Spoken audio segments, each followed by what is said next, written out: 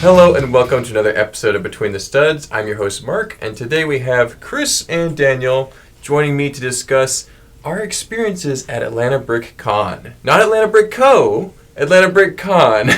So that was this past weekend. We all had a good time. I think overall it was a very enjoyable convention. Only an hour away from the store, so very close compared to places like Virginia and Chicago, which can be a day's drive. So, yeah.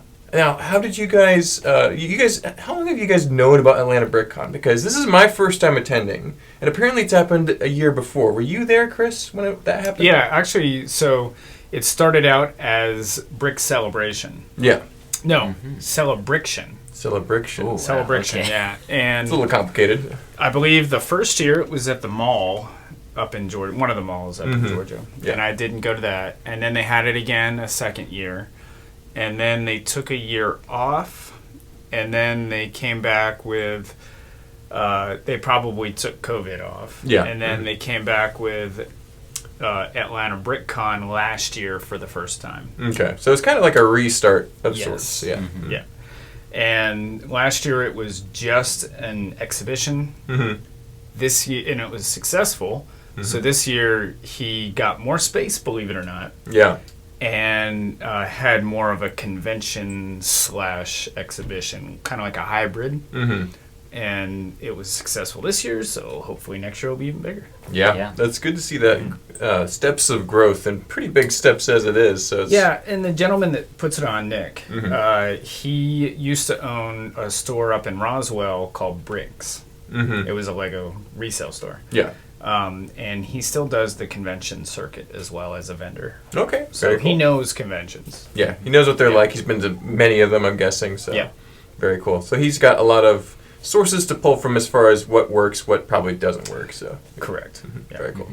And Daniel, so is this the first time you were at this event? You hadn't been the previous year, right? So first time attending this one. First time attending really what I would consider one of the smaller conventions as opposed to a large one. There you go. Really the only ones I've been to as an adult anyway for exhibiting were Chicago or Virginia. So two of the biggest ones. I've been kind of fortunate in that way. So it was definitely a different dynamic. But yes, my first year attending this one, and I had heard good things about it last year, which is why I decided to go this year. Yeah. And show off some stuff. Yeah, that was exactly my situation too, Daniel. Steven, my brother who's not here, he's actually still not feeling well, but he went last year, had a great time, and it was definitely a little bit smaller as far as the amount of attendees, especially, and exhibitors. And so this year I'm like, I got to make it. It's close. I really want to see a successful convention nearby versus far away. Alabama was the closest one before, and that was about 3 hours drive from here. And that is now kind of like not happening. So it didn't happen this year, and it probably isn't going to happen next year. We'll see. I know a handful of the most popular exhibitors who live in Alabama were coming to this one. So I think this is filling a lot of that gap that's kind of missing out there in the southeast. Stephen, Martin. They're both from Alabama. Those are the two I was thinking of. Wesley. All the Higginses, yeah, they're all from there. Yeah. So hopefully we can bring them all over here so they have to make the commute and we can stay in our home state. Well, I was talking to Nick and Amanda at check-in, and they were saying that last year, I think they only had, as far as exhibitors go, not public, they only had about 20 or 30 exhibitors last year, and this year they had over 175 registered. That's a massive amount of growth. A lot of growth in 1 year. I think they were a little unprepared for it. Maybe it took them a little bit by surprise, but there's only so much you can do to grow. Yeah, and they sold out of exhibit space. Yeah, sold out of exhibit space. Sold out of public tickets. With Brick Fair, Virginia. I mean, you can pretty much bring anything you want, anytime you want, and set it up. There's always a little bit of space. A little bit of space. Of course, there's a giant hall. Yeah. With Brickworld, they are a little more exclusive. And you have to be more particular about reserving your space. Yeah. And then Brickworld is also huge too. I don't know if it's necessarily as big as Virginia, but it's not a small convention by any stretch of the imagination. So, so this hall, how would you describe the convention space? Compared to, say, Virginia or even what Alabama used to be, what kind of size are we thinking? I'm thinking it was definitely smaller than Alabama, so one of the smallest conventions I've been to. But like, what in a ratio, what comparison would you make to those bigger shows? So it's not a tenth. It's bigger than that. but it's not a quarter. Maybe a sixth? A sixth? Yeah. I said Virginia was probably 6 to 8 times larger. Yeah. Than this That might have been 20,000 square feet, and I think that the other conventions are 80 to 100, maybe? So that sounds about right. So about a fifth, maybe? Yeah.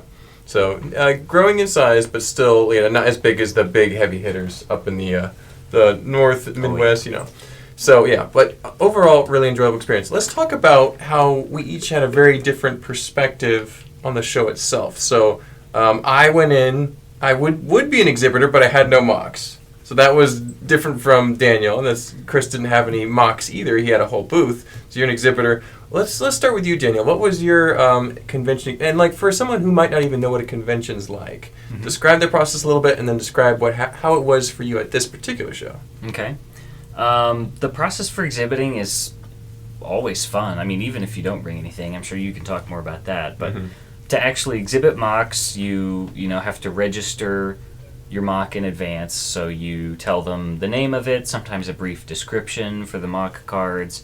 For this particular convention, it was all done manually through email. Some of the bigger ones, like Virginia, have a website where you can log in and type in all those details automatically. Like a form, yeah. Yeah, they usually print MOC cards for you, which they did do at this one, which is always very nice. So everyone's are uniform looking, and that has your MOC number for voting on it, which usually happens a little bit later.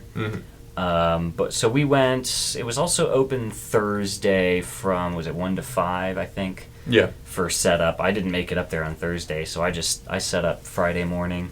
Went in, asked where should I set up, because this one was very thoroughly planned out in terms of who was going to be where. Unlike we were talking about with Virginia, where it's kind of grouped by theme, but for the most part, it's set up wherever, and if we start running low on space, we can shift things around. Here it was very much down to the table or half table or even smaller in some cases. Exactly. So it was a little tight on space for exhibitors too, but I mean that's good. It's not a bad problem to have more interest than you do resources. Exactly. But other than that, I mean... So the aisle space in the hall in general was tight. And I don't think they sold out of tickets, but the fire marshal shut them down from selling more, on Saturday from letting people in. And that's where some online comments, some people got mad because, and you can't blame them. I mean, they paid for a ticket. It's a safety thing, yeah. They got there and they couldn't get in, and they had already paid. And so even if you hadn't paid, if you get there and you can't get in, you're going to be disappointed. Oh, yeah. For traveling. I know for me it was an hour and 15 minutes. For you it was probably an hour and 10 minutes. Yeah. Exactly. It's a big difference in travel. Daniel was probably an hour and 20 minutes. Exactly. So could be. I know a lot of the people we were talking to, they traveled about an hour to get there. So anyhow, the fire marshal shut them down because we saw them up in the window on the second floor, and they were looking down in, and they were mad looking. The fire marshal was just freaking out. Yeah. So not only were the aisles already tight, but like Daniel, I think when you got there, you didn't have enough space, so they had to set up another table for you. No, we didn't change any of the. Oh, you didn't. The tables. Okay, but I know I think they did have to add some tables for exhibitors because they brought more stuff than what fit in the space. They did on the back wall. They were mostly around the perimeter, which I think was fine because that wasn't where most of the crowds were anyway. The crowds were densest in the center. Yeah. Yeah, well, so I remember, I can give you a little insight onto the adding more tables. One of our LEGO Masters Season 3 friends, Patrick, actually messaged me on Instagram like a week before the show. He's like, hey, who do I need to get in touch to get to Atlanta BrickCon? And I'm like, you need to email Nick right away if you want to make it. A couple weeks ago. And so he made it, but they put his stuff on the back wall, and they also put some mech builders back there because the mechs got a little bit... I think the size of the display for some mechs was a little bit underestimated, so there was a few people had to be put over to the side. Still, every aisle was packed, like you were saying, Chris. So everybody got plenty of attention, I'm sure. Maybe too much. But Nick was very gracious and accommodating and trying to make sure that everybody who did show up with something had somewhere to put it. Exactly. Yeah. Even if it wasn't registered or was kind of late. And there were times where I felt like I didn't want to talk to him or bother him with something because he must have like 100 balls up in the air he's trying to juggle. But it was like every time he would see me, he was like, I still need to find you a space for your monitor. And I was like, I mean, I feel like that's probably not your biggest fish to fry right now, but I appreciate that you're thinking about that and working on trying to make sure everybody has a place to put everything. So your monorail was put on the back wall, I remember, correct? It was, yeah, yes. So, Yeah. So Daniel was part of the expansion on the edge there too. So, yeah. But thankfully, I didn't have that problem because I didn't bring any MOCs. So I guess I could describe my experience a little bit too.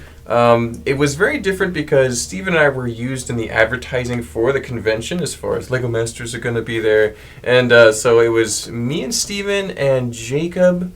And then you had Susan from Season 2 as well. You had Dom and Ethan from Season 3, Patrick from Season 3. So a couple from Season 3, a couple from Season 2. Me and Steven were like the headliners. And then Jacob was also a headliner. But the other Lego Masters could kind of go to different events, like a Q&A or a meet and greet, as they wanted. So it's interesting how we were kind of like leading the charge, I guess, in a way. Or like it was interesting.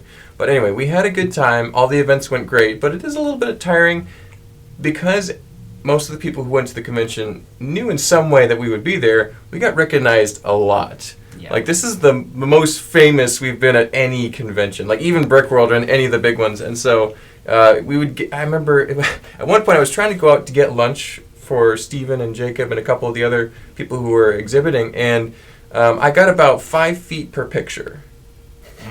And it took me about 20 minutes to exit the hall. Yeah. So, which is great, but it was kind of overwhelming. I mean, it was pretty awesome, but it was like, wow, everyone really wanted to get a picture with me or Steven or Jacob or any of the other Lego Masters. So it was fun. But yeah, it was very surprising, and I figured by now it'd be kind of winding down a little bit, but apparently people are still interested in Lego Masters, so that's very encouraging. But yeah. Well, I think all of their marketing efforts in general probably worked a little better than was anticipated. Yeah. I know we were publicizing this show a lot. A lot of other people were talking about it, just getting people interested and excited about it and trying to garner support to turn this from a small convention into a, bigger thing, medium to average sized convention. Mm-hmm. And because we wanted to see it grow. And I think, because of how much we were all into that and publicizing it, it actually grew maybe a little too much. Exponentially, right? Yeah. For this 1 year. Mm-hmm. And it's a hard line to tread because you have to fill that hall. Right. Else, if he doesn't make money, he's not gonna do it again. He's gonna be out of business. He has put too much work into this to not make money on it. Right. So you've got to get the people there. Mm-hmm. It's tough, and you have to reserve that space over a year in advance. Mm-hmm. And because he had already reserved the space for next year before this event even started. Mm-hmm. I was looking at the map. I was disappointed right at the get-go for the size of it, but it's got to be an expensive space because it was the place was like brand new. It was nice. Yeah. Oh, it's still like under construction. Yeah, it smelled new. You walk in the back and it smells great. Right? Yeah, gorgeous venue. Yeah. The little cafe that was outside, they said this weekend was the first weekend that had been open. Oh, I don't know if you had heard that. I didn't know about that. The little food court there. Yeah, it's amazing. It was brand new. Yeah. And the food there was great. I enjoyed the food there. The burgers were good. To get more space and risk getting more space and not filling it is too great of a risk, especially when the space costs that much money.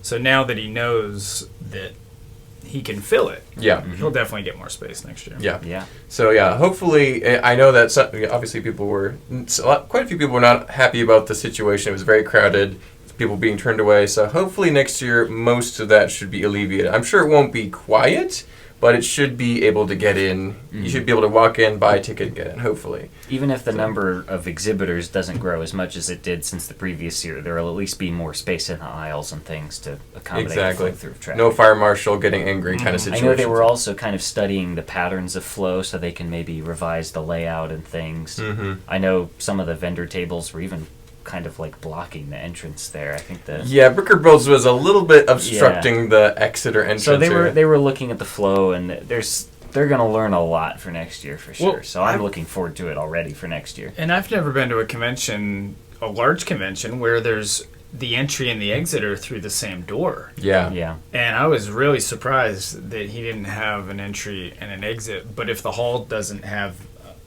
two entries and exits, then you can't do anything about it. He only had one door to that room. Since next year he'll have 2 rooms, they'll probably use one as an entrance and one as an exit. Yeah.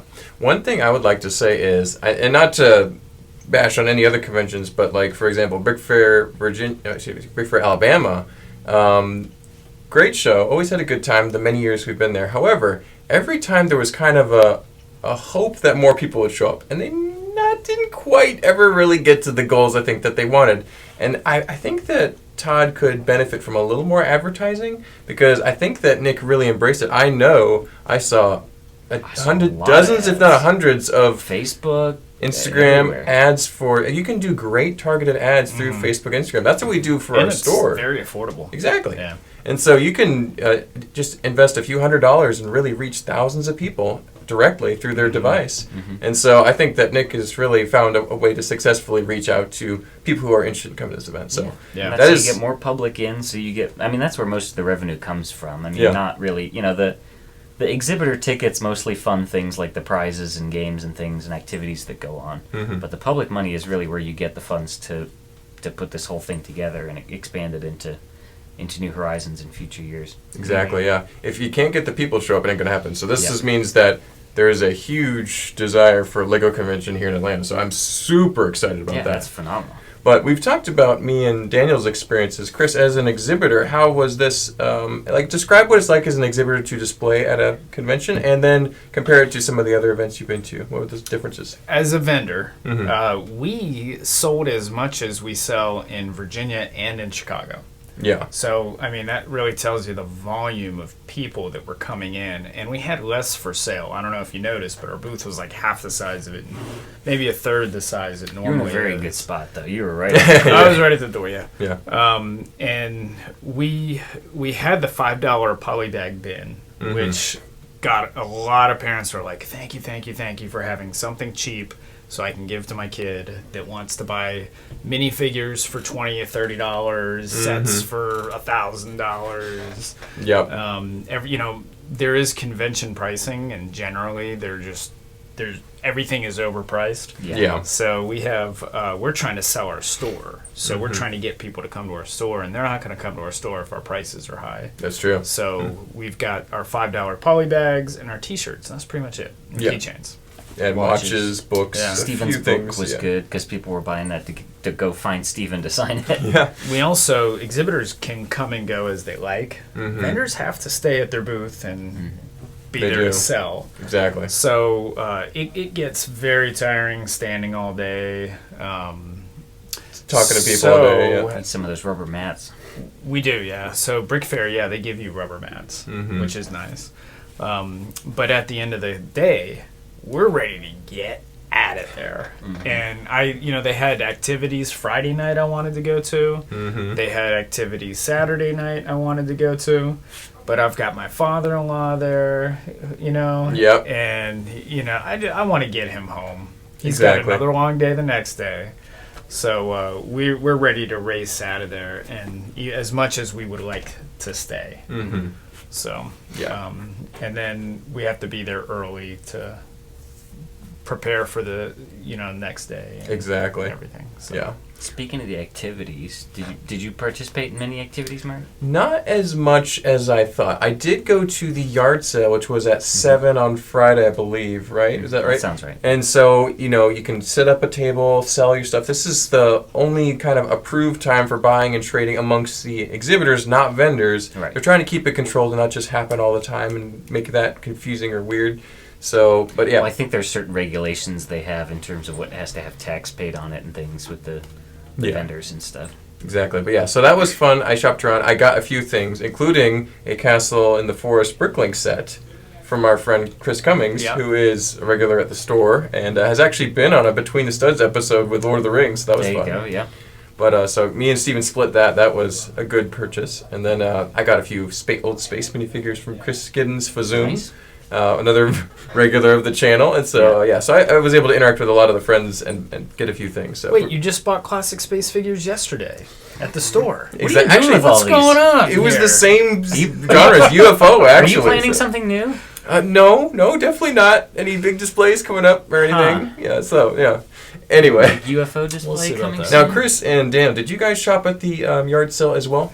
No, that was what I wanted to go to, and I had to get my family home. Yeah, it's understood. I will say, I mean, the yard sale was a last-minute addition, I think. He only publicized that, I don't know, maybe a week or so out, saying that they were even going to do one. I got a couple good things. Yeah. I'd say it was well worth it. You know, at Virginia and Chicago, they have tables that pretty much go around the perimeter It's of the huge. entire space. I mean, we're Yeah. talking, what, at least 150, 200 tables? Maybe more, I don't know. Easily, yes. Here there were maybe 30 tables, Yeah. would you say? 20 or 30, yeah. But, you know, it was all the same exhibitors, so they still have good stuff that they want to sell. So there was good stuff to be had. I got a whole pick-a-brick cup of some tan inverted slopes or something, but it was, you know, $10 for a large size pick-a-brick cup, which at the store would cost you 16. Yeah. So Yeah. good deal on that. From Stefan, I got a little like micro build of a Lego store that I think is a grand opening giveaway. I have to do a little more research on that one. Got a Nice. great deal on that. He's a great guy. He might have given me a good deal because I got him Chick-fil-A that day while they were still That'll setting do up. it. They were Yeah. setting up New Hashima, and I was like, these guys' time is more valuable than mine right now, so I'm gonna bring them back some lunch. Those guys are fantastic. He and Jesse. Oh, yeah. But yeah, got a couple good finds at the yard sale. I didn't do too many of the other activities. I mean, there were parts drafts going on. There were games and other small Tallest events tower and things. building contest. Yeah, building contests. I'm not normally a huge participant in those things over at either Virginia or Chicago anyway. But I'm sure some folks had a good time with that. Oh, yeah. Some people really love the games. I did them the first few years that I did conventions, but I haven't since then. I didn't sign up for basically anything for this convention just because I'd rather just watch people do a speed build. I've done plenty of that in my day, so... But and there's always prizes involved. I mean, if it's a parts draft, obviously you're taking parts home. But usually for something else, there's a little set or something to win and take home. Exactly. Yeah, there's fun little things for sure. Definitely encourage, if you haven't done it before and you are going to a convention, try them out. Sign up for everything you can and see what you're able to do. Sometimes there's even ones designated for rookies or first-timers specifically. Exactly. Or even like an introduction type stuff, yeah. But so there were one thing that I did attend besides the art sale was the dinner. I think was it Saturday night that happened, and there was also trophy giveaway. There was a little magic show, and there was a trivia at the end. Yep. Did you guys attend any of that? I know Daniel did. Yeah. I wanted to, but I did. Yeah. Well, I'll describe that for you guys. Basically, the dinner was really nice. It was very good food. Everyone was sat down in a room above the convention hall. You've been to more conventions than I have. Have you ever been to a convention with a catered dinner like that before? I think Brickworld does pizza. Okay. So that's similar, but this was like way better than just pizza. So it was like a buffet. Chicken and barbecue and like all little hors d'oeuvre style food. It was very fancy. Everybody who exhibited paid to exhibit, right? Yeah. And that's probably what part of that payment is going towards. Absolutely. I'm sure, yeah. Yeah, I think that this actually had a extended sign up too, so you could pay for that too. I don't know. I don't know all the details because I was just like sign me up. And my ticket is covered because I'm a Lego master and doing panels. So I don't think there was any extra associated cost with the dinner. You just had to sign up so that they had a good head count. Okay, gotcha.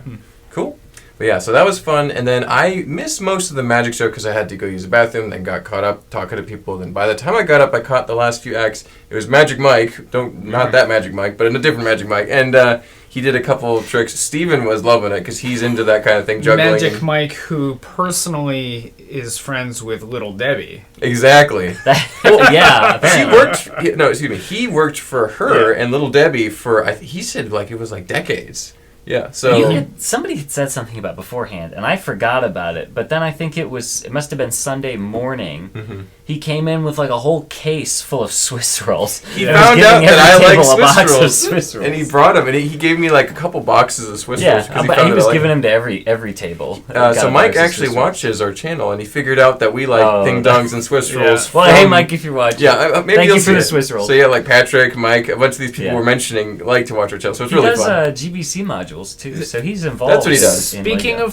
Speaking of Mike, he does GBC modules, and he bought our modular castle. Yes. And he had seen us talking about it, and he was like, "Ooh, I want to get that and make a GBC out of it." Exactly. Well, he's from Tennessee, I think, so he's not close. Yeah. And when he came to the store one day, which was maybe once or twice a year. Mm-hmm. We happened to put that modular castle out for sale that day. Yeah. So talk about meant to be. Mm-hmm. And he bought it, and I don't know if you saw it. Oh yeah, it was there. I saw it. We actually talked about it on the stream. Great. It looked awesome. It was great modular. Yeah, but so very enjoyable to see Magic Mike do his tricks, and then he also did some for the public too. So he was doing some for the public, some for the exhibitors after the dinner. And then there were all sorts of not really Lego related things that were also there for the public. There was the 501st Legion, the Stormtrooper guys. There was the Ghostbusters, guys dressed as Ghostbusters. So there's always fun stuff for everybody. Yeah, the Ghostbusters chapter in Atlanta, so it was fun.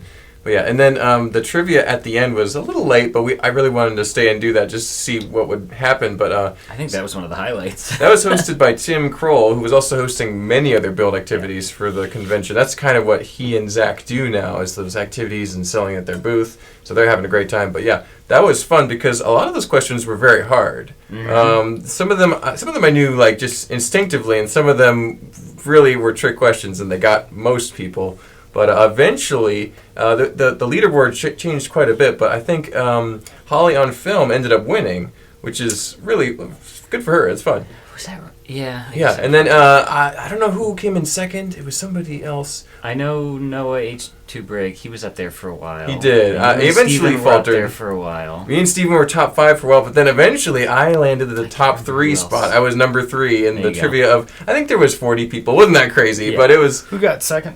I'm not. The name escapes me, and I have to ask Tim. But spaceship girl, space something. It was. Space. I think Holly was the only girl in the top 3, but I could be wrong. But there was somebody else that was second. Space something. Yeah, I was vying for 3rd place with another person in the crowd, but I eventually got it. M&R was up there. And the reason I got it is because I knew the last question, so it was a loaded question. Can you share the question with us? So that was. And don't tell me the answer. Who are the current Castle Bros? Are you serious? I'm dead serious. And so it said Dom and Ethan, me and Steven, Zach and Caleb Wayne. and Jacob, Zach and Wayne, I think it was. So just a bunch of, not even all of them were brothers, but yeah. So, and then I had to answer Caleb and Jacob because they are the current Castle Bros, and I got the question right, and I got top 3 because of it. So I sacrificed. I didn't think it was Dom and Ethan. I think that 4th one was like Travis and Corey. Or yeah, somebody. Yeah, that's right. That's right. Are they season 1? Yes. Yeah. But so because Tim actually reached out to me, and says, "Hey, it is Caleb and Jacob, right? You're not actually the guy." I'm like, "Yeah, it is." And then he's like, "Okay, thanks." And I was like, "Why would he ask that?" And then it came up. So it's funny. That's funny. He did it through Kahoot, but he was so great at hosting that stuff. He's just like laid back but energetic, enthusiastic guy. I mean, he can just. Tim is a great speaker. He can speaker. Just stand up there and do that thing and just joke with the crowd, and he has a great energy for it. Exactly. Yeah, that was very enjoyable. I think it would actually be better if that was done earlier in the evening so that more people could attend. Retained more of a crowd. Because that would have been pretty cool. But yeah.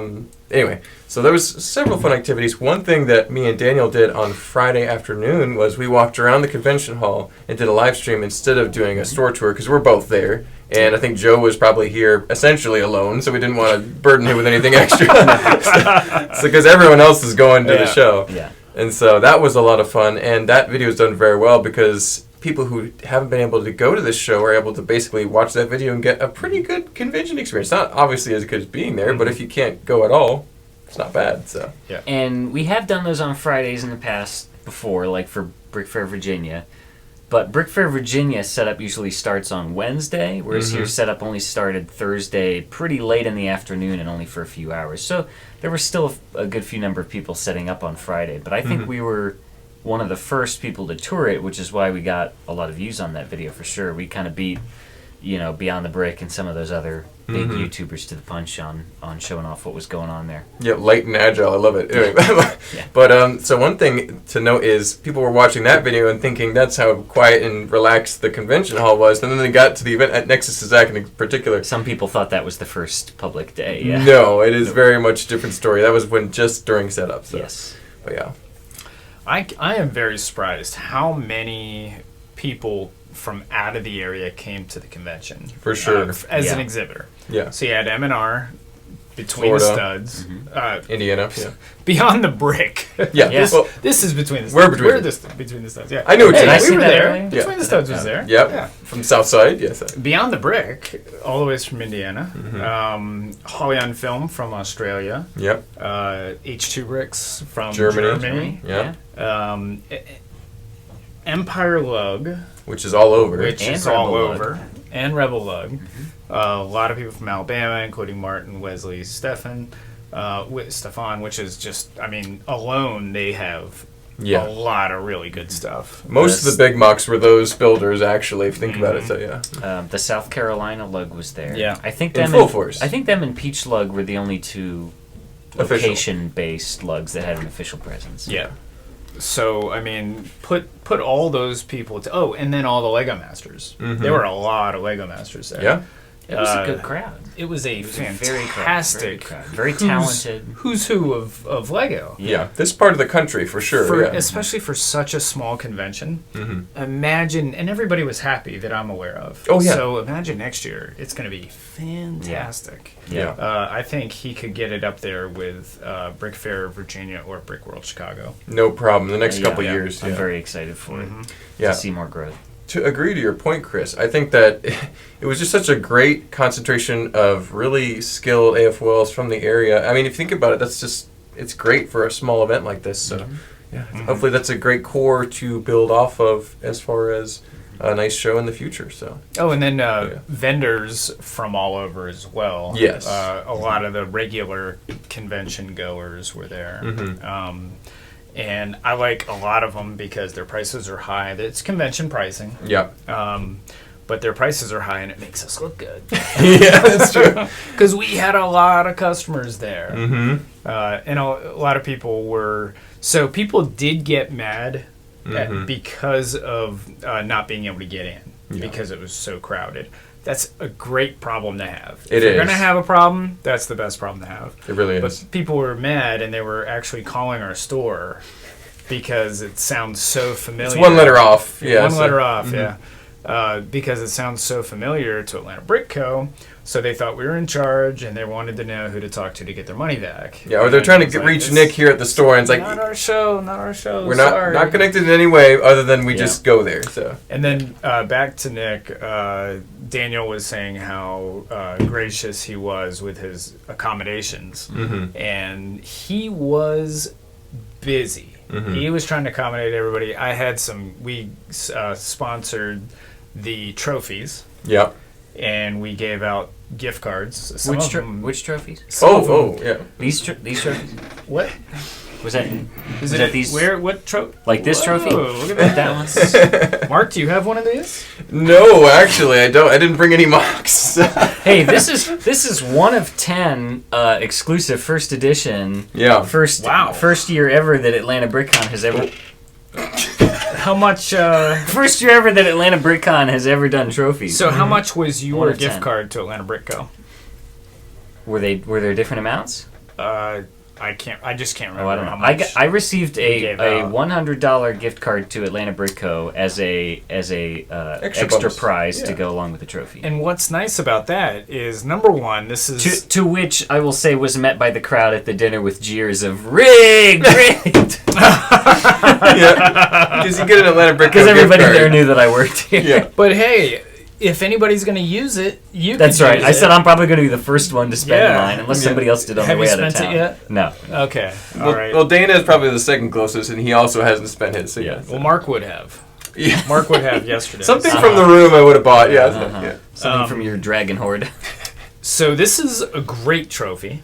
It It's is. It's awesome. fantastic. That's right up there with the best of them from any convention. But those $100 gift cards, the other That's- conventions yeah. don't give you There's cash no- or yeah. monetary prizes. So this actually could be one of the better convention rewards Yeah. that's out there. And when you give good prizes like that, you get more participants, more competition, and there's no reason there shouldn't be some type of really good monetary reward like that, because Exactly. exhibitors are really going all out to try to put their best foot forward. Yeah. So And this was a little different from some conventions I've been to as far as trophies, because you just got a voting card for some categories that they had kind of designated. None of the builds were nominated for anything. You just walked around the room and voted. Right. So you need to build a big free-for-all. Big eye-catching creation, a really high-quality mock, and you'll get that recognition. Or have a lot of friends and work it out. And most of the ones that won were most people very much agreed with. Absolutely, because it was totally pulled from the field. Yeah. So based what'd you on get? What was memorable? This says best micro vignette. Yes, best micro / vignette. So that was for my mini modular buildings, the 1/4 scale modular buildings. The whole swath of them was registered as one MOC. So exactly. That was. I was very proud to be honored that way. Very, very well deserved, Daniel. There wasn't a ton of micro builds, but there were a couple floating around the conventional that were pretty cool. So. Yeah, there were a few kind of peppered in with other stuff. Those space there babies. There were a good number of vignettes, though.